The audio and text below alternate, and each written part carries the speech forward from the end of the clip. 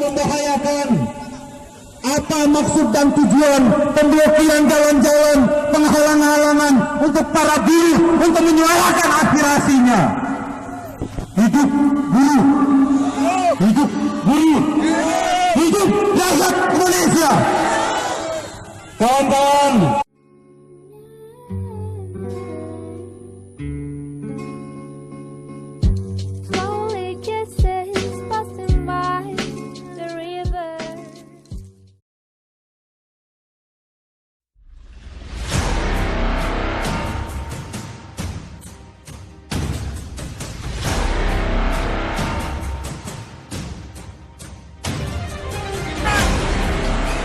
tidak akan membahayakan. Apa maksud dan tujuan pemblokiran jalan-jalan, penghalang-halangan untuk para buruh untuk menyuarakan aspirasinya? Hidup buruh, hidup buruh, hidup rakyat Indonesia. Kawan-kawan, apakah kawan-kawan sudah mengetahui hak-hak apa saja yang akan hilang dari para buruh Indonesia, kawan-kawan? Sudah ada yang tahu, kawan-kawan? Apakah kawan-kawan sudah membaca draft undang-undang Omnibus Law khususnya untuk cipta lapangan kerja? Perlu kawan-kawan mengetahui hal-hal yang melatar belakangi kenapa pada hari ini, besok, lusa sampai dengan tanggal 8 kami harus melakukan unjuk rasa di depan DPR RI. Ini karena yang pertama, sistem hubungan kerja yang akan diatur melalui Undang-Undang Omnibus Law. Apa itu, kawan-kawan? Kita bandingkan dengan Undang-Undang Nomor 13 Tahun 2003. Undang-Undang Nomor 13 2003 mengatur atas pekerja waktu tertentu paling lama 2 tahun dan boleh diperpanjang 1 kali selama 1 tahun.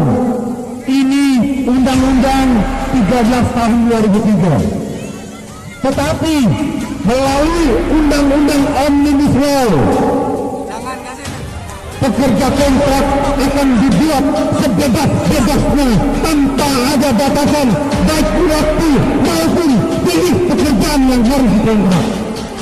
Apakah kita akan diam saja, kawan-kawan? Mungkin bagi kawan-kawan yang hari ini hubungan kerjanya atau status pekerjaannya sudah menjadi pekerja tetap akan berpikir, ini tidak berpengaruh terhadap diri saya, santai-santai saja, tidak perlu ikut-ikutan aksi. Mungkin kawan-kawan yang sudah menjadi pekerja tetap, tapi ingat, saya yakin kawan-kawan punya saudara, kawan-kawan punya anak, kawan-kawan punya keponakan yang nanti akan bekerja di negara ini. Betul, kawan-kawan? Apakah anak-anak kita rela dikontrak di perusahaan selama-lamanya? Pastinya itu tidak akan pernah kita relakan. Yang kedua, adanya yayasan. Kawan-kawan ada yang bekerja melalui yayasan? Melalui outsourcing ada? Perlu kawan-kawan ketahui, yayasan ini juga dibebaskan sebebas-bebasnya.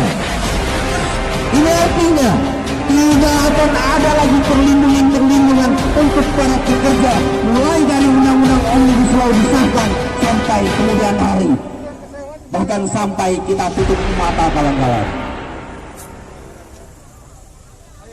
Kawan-kawan, itu baru bicara hubungan kerja atau status kerja. Kita bicara tentang upah minimum.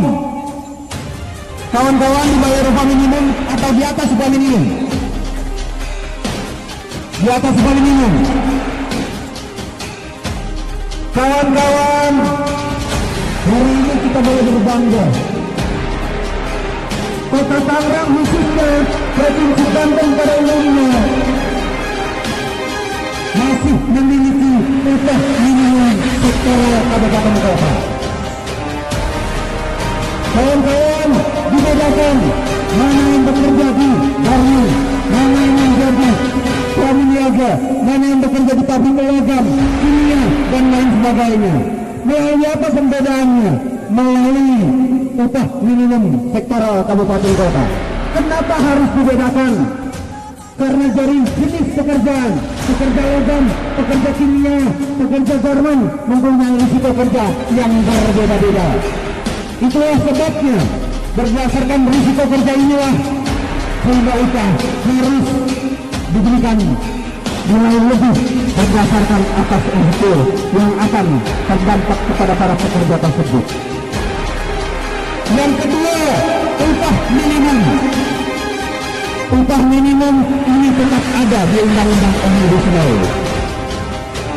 Tetap ada, hanya saja kalau Undang-Undang 13 menetapkan upah minimum berdasarkan peraturan pemerintah nomor 78, walaupun pada prinsipnya kita menolak. Tapi hari ini mau tidak mau, suka tidak suka, karena kita taat hukum dan kita kalah di pengadilan yudisial review Mahkamah Agung, kita terima PP 78. Akan tetapi setelah kita terima PP 78, kembali lagi diobok-obok lagi upah buruh, kawan-kawan. Seperti apa kebijakan melalui Omnibus Law?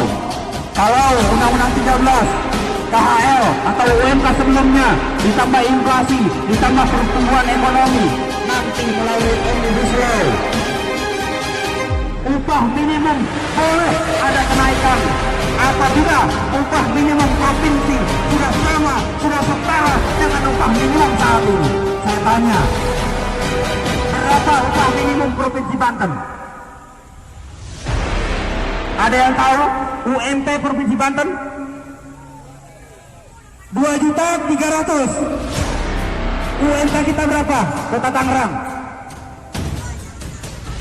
4.200.000 atau 4.199.000 UMK Kota Tangerang. Yang menjadi pertimbangan kita, kalau UMP harus sama dengan UMK 2.300.000 harus sama dulu dengan 4.199.000. Tahun berapa baru ada kenaikan, kawan-kawan? Berapa persen bedanya? Hampir 50% bedanya.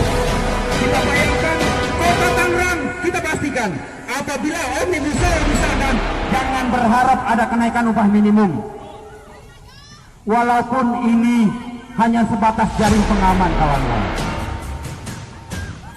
Yang ketiga, terkait dengan upah, tata cara penetapan upah minimum. Kalau tadi saya sampaikan, upah minimum ditetapkan dengan menggunakan formula KHL atau UMK sebelumnya, ditambah inflasi dan pertumbuhan ekonomi. Tapi melalui Omnibus Law hanya berdasarkan pertumbuhan ekonomi saja, tidak menyatakan inflasi, kawan-kawan. Saya tanya, inflasi kita, pertumbuhan ekonomi kita sekarang berapa? Pertumbuhan ekonomi per Oktober berapa sekarang? Minus 8,1%, kawan-kawan. Coba kita jumlahkan UMK yang saat ini dengan minus 8,1%.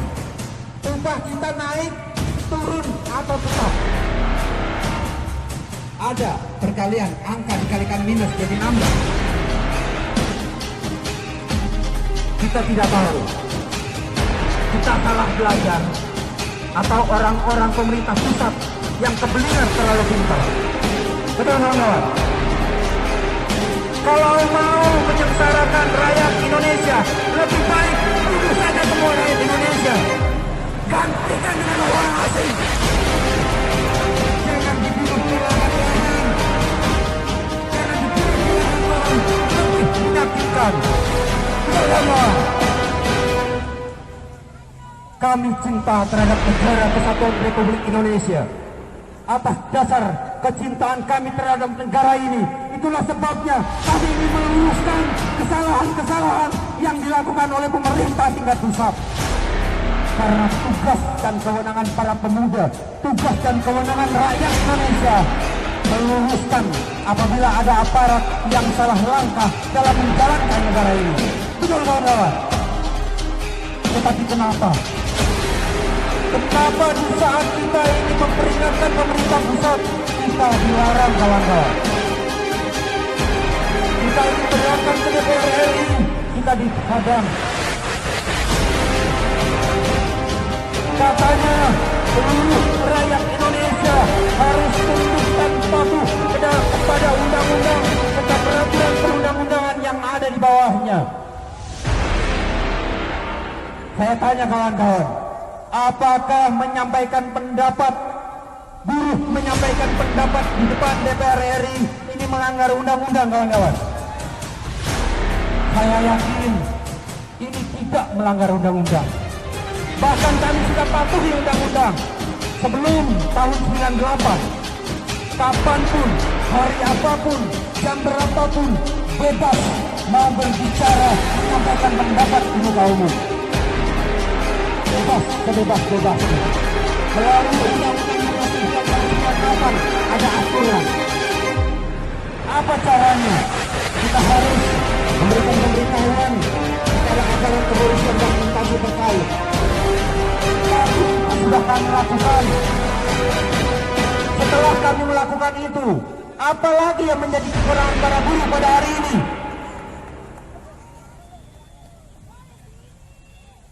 Kawan-kawan, dulu kawan-kawan ketahui, aparat kepolisian dan TNI merupakan bagian dari masyarakat Indonesia. Bahkan aparat kepolisian dan TNI merupakan partner kerja dari serikat pekerja serikat buruh. Betul kawan-kawan? Setiap kali kita ingin melakukan kegiatan, kita selalu berkoordinasi. Kita selalu memberikan informasi-informasi bagaimana perkembangan sesuai dengan keinginan dari aparat kepolisian. Akan tetapi, apabila kita sudah melakukan itu, apakah tidak boleh kita buruh ke tetangga melanjutkan aspirasi kita, harapannya bisa didengar oleh anggota Dewan Rakyat DPR di tingkat pusat. Ini artinya menjadi miris bagi kita bersama kawan-kawan. Yang keempat, terkait dengan kenapa kita harus unjuk rasa di depan DPR RI. Kawan-kawan, di tempat kerja kawan-kawan ada orang asing atau tidak? Semuanya lokal. Ada orang asingnya enggak? Kalau hari ini di tempat kerja kawan-kawan tidak ada orang asing, berbahagialah kawan-kawan setelah Omnibus Law disahkan. Kalau kawan-kawan akan diganti dengan orang-orang asing. Kawan-kawan dewa, kawan-kawan dewa, kenapa akan digantikan? Karena Undang-Undang 13 melarang orang asing menempati jabatan-jabatan tertentu, terutama di bagian personalia. Tetapi melalui Undang-Undang Omnibus Law, pekerja asing bebas mau bekerja di mana, ditempatkan di mana, di posisi apa, memegang jabatan apa. Kita bicara logika saja kawan-kawan. Di Indonesia sudah menjadi adat dan kebiasaan orang Indonesia. Kawan-kawan boleh cek di perusahaan tempat kawan-kawan kerja. Apabila, saya bukan bicara ras, hanya memberikan contoh saja. Apabila personaliannya atau HRD-nya orang Palembang, kebanyakan karyawan yang diterima orang-orang. Kalau HRD-nya orang Jawa Barat, kebanyakan yang diterima Jawa Barat. Kalau HRD-nya orang asing, kira-kira yang diterima orang mana? Ini clear kawan-kawan. Nanti apabila Omnibus Law disahkan, rakyat Indonesia tetap ada pekerjaan. Yang bekerja di perusahaan-perusahaan, terutama perusahaan-perusahaan elit, nanti orang-orang asing. Di mana posisi kita? Di luar pagar. Tugasnya apa? Kalau pekerja asing mafia, antar ke rumahnya. Betul. Dia butuh makan, cari makanan. Dia butuh buah, kasih buah. Itu yang akan terjadi apabila Omnibus Law disahkan. Kita hanya berdiri di depan pagar-pagar perusahaan menunggu orang-orang asing mempunyai kebutuhan untuk makan, minum, atau bepergian. Saya tanya, sebenarnya negara Indonesia ini negara siapa kawan-kawan? Di mana kita dilahirkan? Saya yakin semua yang hadir di tempat ini dilahirkan di negara kesatuan Republik Indonesia. Kenapa tidak boleh orang rakyat Indonesia menikmati kekayaan Indonesia, kawan-kawan?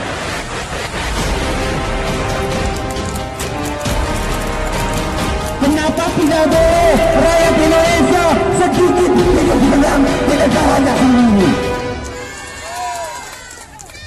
Ini akan menjadi miris bagi kita, kawan-kawan. Hidup buruh, hidup buruh. Kawan-kawan, saya ingin berpesan kepada kawan-kawan semua. Hari ini perjuangan kita bukan akhir dan segalanya. Kawan-kawan, saya yakin sudah mendengar, bahkan sudah membaca atau mendapat informasi baik dari tetangga, dari perangkat-perangkat organisasi. Tanggal 6, 7, 8 kita akan tetap melakukan aksi untuk berusaha, kawan-kawan. Hari ini kita boleh dijegal. Hari ini walaupun kita tidak sampai ke DPR RI, mungkin kita bisa merelakan walaupun terpaksa. Tetapi kita harus pastikan bersama tanggal 6, 7, 8, tanggal 6, 7 tutup semua aktivitas produksi di perusahaan-perusahaan. Kawan-kawan siap? Siap? Ada yang tidak siap?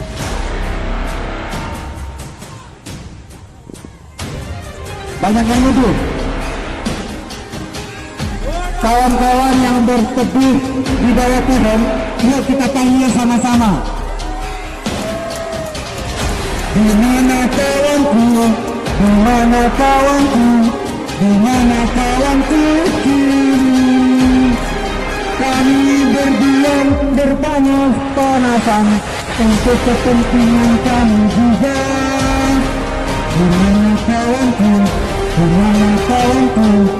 Ayo bergabung kawan.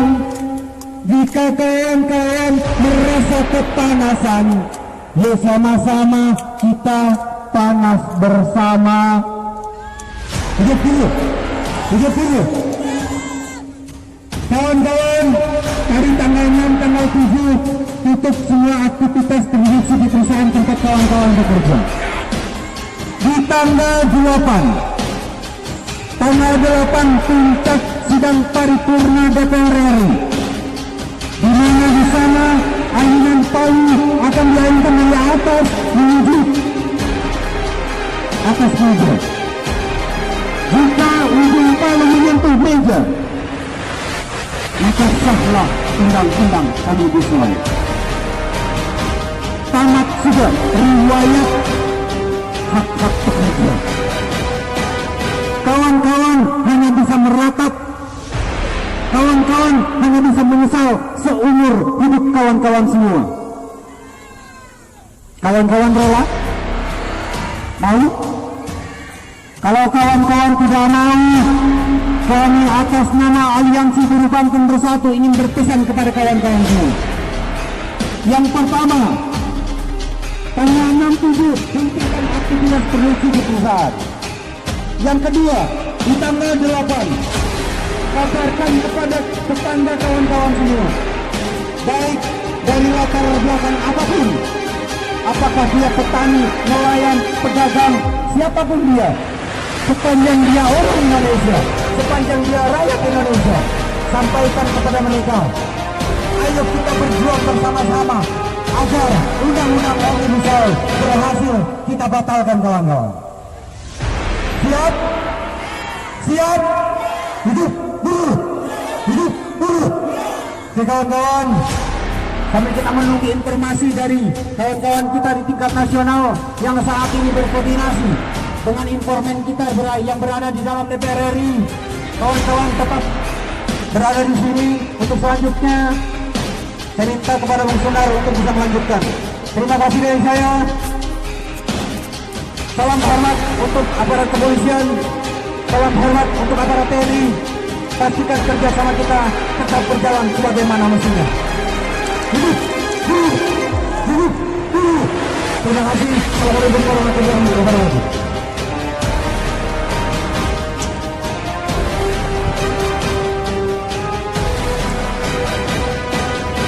Assalamualaikum warahmatullahi wabarakatuh.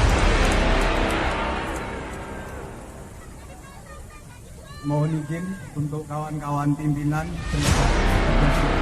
saya menyampaikan pandangan terkait dengan ini. Yang kami hormati kawan-kawan Aliansi Buruh Banten Bersatu dan seluruh pimpinan, baik pengurus cabang, pengurus wilayah, dan juga seluruh pengurus tingkat perusahaan, dan juga kawan-kawan anggota buruh yang hari ini hadir untuk mengikuti aksi penolakan Omnibus Law. Aplaus buat kawan-kawan semua. Hidup buruh! Hidup buruh! Buruh bersatu! Buruh bersatu! Buruh bersatu! Kalau saya teriakkan batalkan Omnibus Law, kawan-kawan menjawab jegal sampai batal. Batalkan Omnibus Law. Jegal sampai batal. Batalkan Omnibus Law. Batalkan Omnibus Law. Batalkan Omnibus Law. Baik kawan-kawan, seluruh peserta aksi penolakan Omnibus Law yang kami hormati. Pada hari ini kita memulai aksi perlawanan terhadap Omnibus Law. Seperti yang sudah diinformasikan oleh para pimpinan, oleh para pengurus serikat dari masing-masing organisasi, bahwa perlawanan Omnibus Law ini harus dilakukan secara bersama-sama. Tidak ada perlawanan Omnibus Law ini dilakukan sendiri-sendiri. Betul tidak kawan-kawan? Sebab apa? Omnibus Law ini adalah sebuah kebijakan nasional tentang perubahan sebuah undang-undang yang akan diberlakukan, dan nanti semua kaum buruh dan masyarakat Indonesia ini mau tidak mau harus menjalankan undang-undang tersebut. Namun anehnya kawan-kawan, Omnibus Law yang digadang-gadang ini akan menghadirkan investor dan juga akan banyak menyediakan lapangan pekerjaan. Tapi sesungguhnya Omnibus Law ini justru menipu kaum buruh dan rakyat kecil Indonesia. Kenapa demikian? Karena salah satu klaster di dalam Omnibus Law yakni klaster ketenagakerjaan. Seperti kawan-kawan ketahui bersama, justru banyak merugikan kaum buruh. Tadi sudah dijelaskan panjang lebar bagaimana proses pembentukan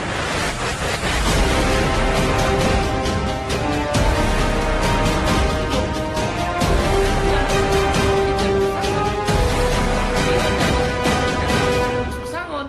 Itu jelas di situ. Bahkan penghargaan masa kerja dalam undang-undang sebelumnya nomor 13 diturunkan nilainya, dan penggantian hak buruh dihapus. Balik menolak. Jelas pesangon bilang. Yang ketiga adalah penggunaan outsourcing yang masif, yang sebelumnya pekerjaan sekarang ini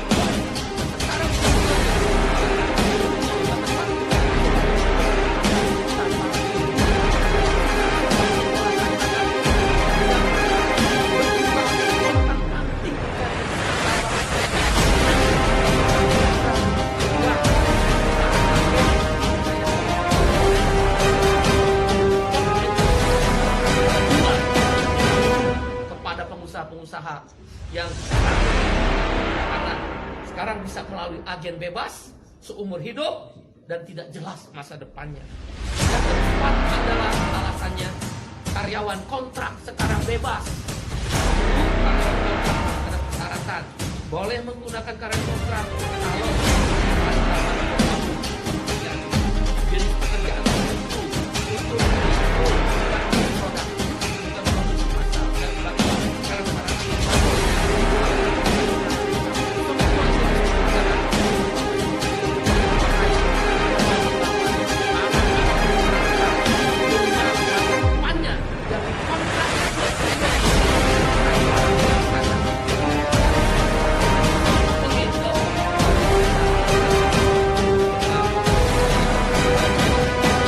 Berbahaya buat negara ini, terlalu liberal.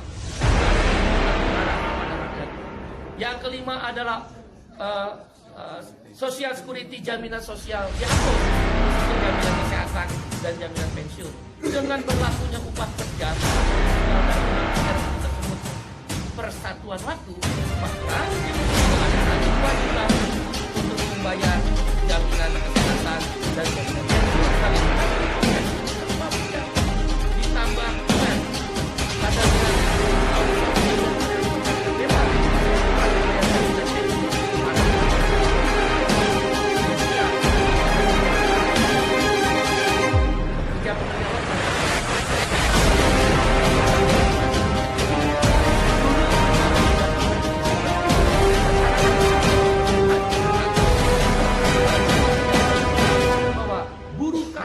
tenaga kerja asing. Sekarang saja yang ada izin tertulis menteri bisa hilang, bisa banyak orang buruh kasar. Sudahlah outsourcing, sudahlah kontrak bebas, sudahlah upah murah, sudahlah masa depan tidak ada, buruh-buruh asing bisa bekerja di startup. Startup dan lembaga pendidikan sekarang bebas untuk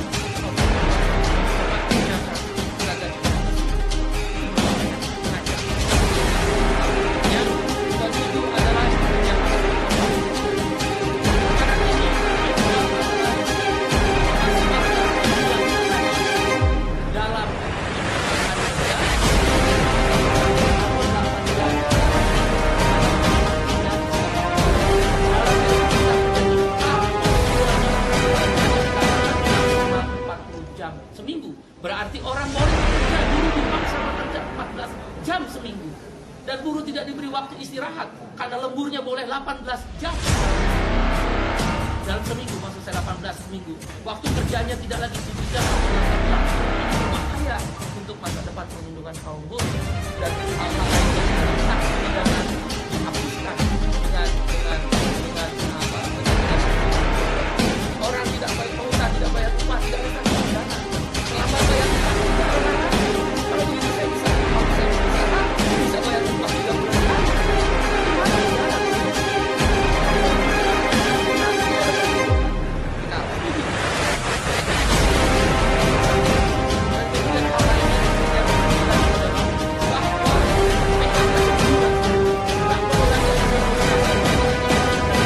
Langsung ke PHI dan PHI bisa langsung. Karena itu kami berpendapat 9 alasan KSPI menolak RUU Cipta Kerja yang sudah resmi diserahkan DPR akan dilakukan perlawanan. Bagaimana kalau kemudian DPR tetap mengesahkan RUU? Ada 3 langkah yang kami lakukan. Satu, aksi besar-besaran selama pembahasan di DPR maupun kalau tidak melibatkan aksi nasional, aksi daerah, tidak perlu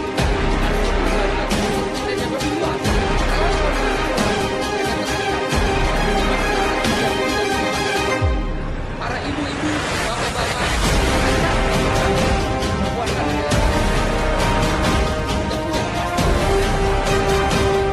para pemuda karena outsourcing dan karyawan kontrak darurat terhadap kesejahteraan Indonesia. Dan karena itu aksi besar-besaran melibatkan dan masih akan dilakukan di DPR, di pemerintah, di daerah, dan terjadi secara nasional akan dilibatkan aksi yang lebih besar-besaran.